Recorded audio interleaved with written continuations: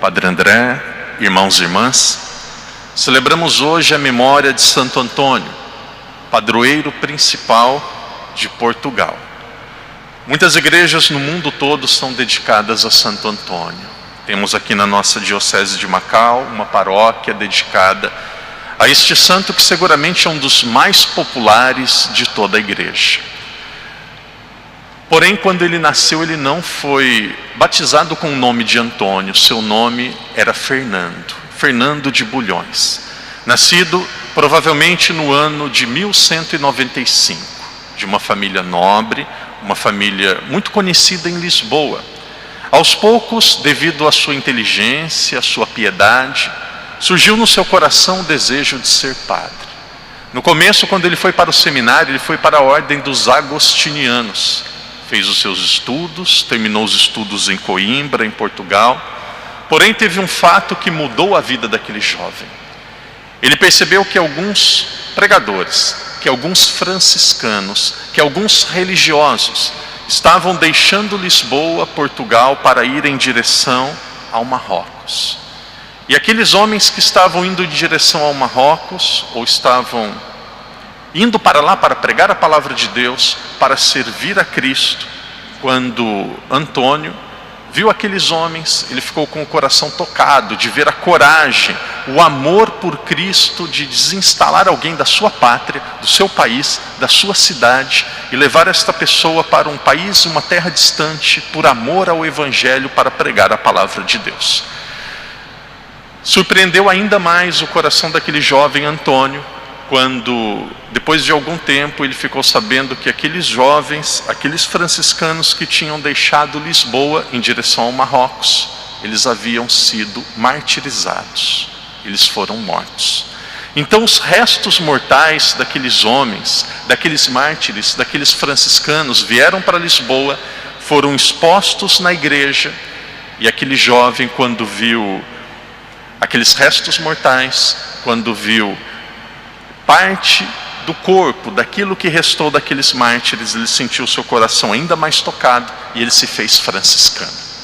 Quando ele se fez franciscano, logo no seu primeiro ano como padre, ele teve o desejo, e os seus superiores permitissem que ele fosse em direção também ao Marrocos, que ele fosse também pregar a palavra de Deus naquele local que era muçulmano, na África.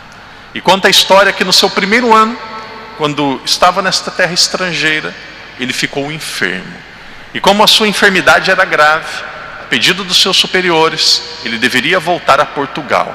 Porém, quando ele estava voltando para Portugal, e aqui são os desígnios de Deus, o barco, o navio, não conseguiu chegar a Portugal. Devido ao mau tempo, aquele barco, aquele navio foi desviado e chegou a Sicília, depois a Itália.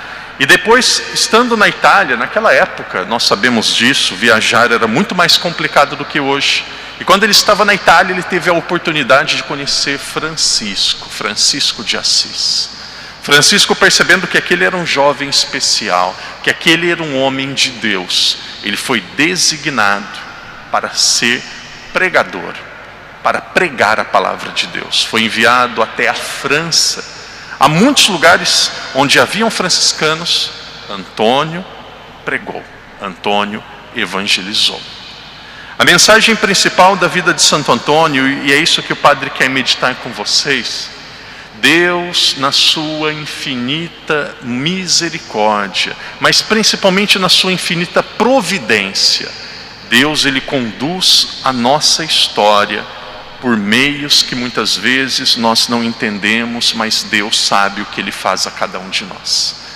Aquele jovem imaginava que passaria a vida em Portugal. A sua vida, principalmente depois de padre, ela foi vivida na Itália.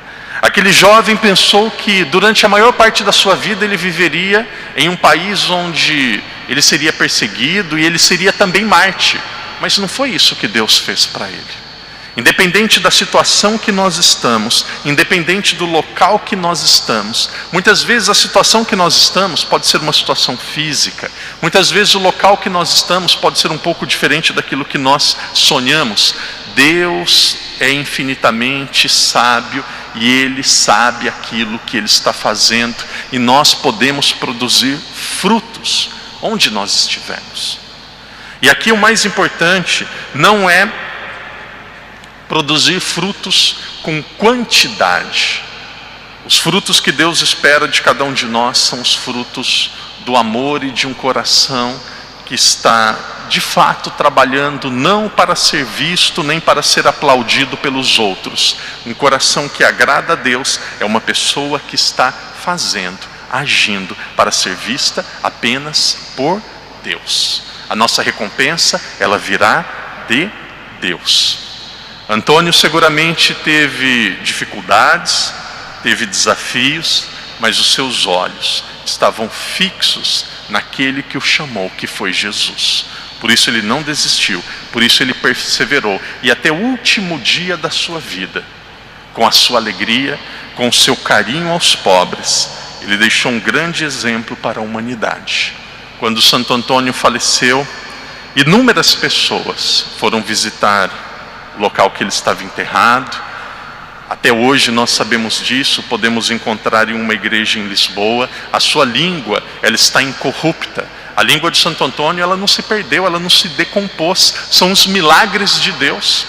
Aqueles que tiverem oportunidade, se vocês forem a San Giovanni Rotondo, na Itália, o corpo de Padre Pio também está incorrupto.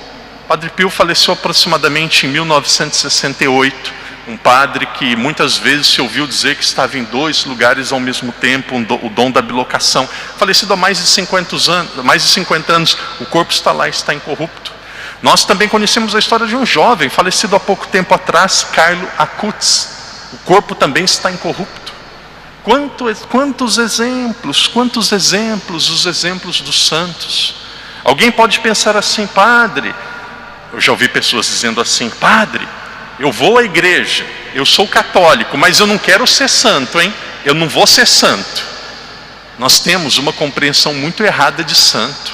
Às vezes as pessoas pensam que uma pessoa que é santa é alguém que não sai da igreja, é alguém que vai acertar sempre, é alguém perfeito. Os santos erraram, os santos tiveram falhas. Santo é alguém que consagra a sua vida a Deus. Santo é aquele que sabe que ele faz muitas e deve fazer muitas coisas, mas o mais importante, o central da sua vida é agradar a Deus. Agradar a Deus. Que Deus nos ajude, a exemplo de Santo Antônio, em diferentes vocações, em diferentes lugares, a entregarmos a nossa vida a Ele, a confiarmos nele, porque Deus jamais desampara, porque Deus jamais decepciona.